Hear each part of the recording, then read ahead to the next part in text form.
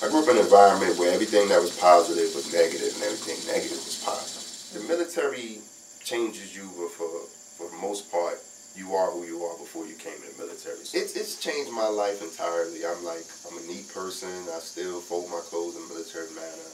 You know, actually, I had fun for the most part. It was 3 meals a day. You know, I didn't get 3 meals a week, so that was fun. But to make a long story short, there was a guy there.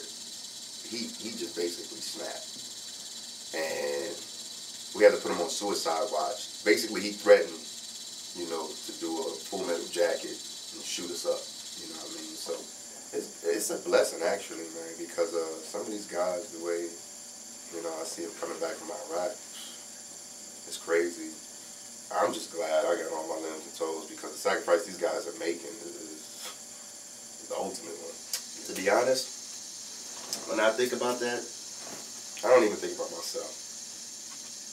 The biggest tragedy to me, and I'm sure, you know, my aunts, my uncles, my mother, my father, they did the best they could.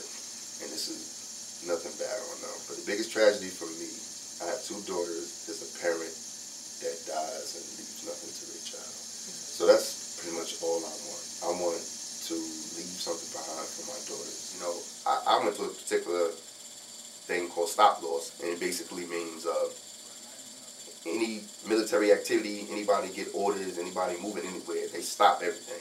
It's basically stop loss of time.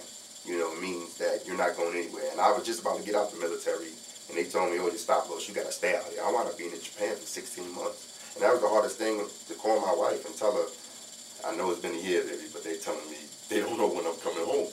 You know, it was the hardest thing for her, you know what I mean? So I went to this aquarium in Okinawa, Japan, and it was beautiful. They had this 30-foot wall, and it was giant mantis rays, and oh man, it was crazy. You know, I'm not really big on the sea life, but that was beautiful.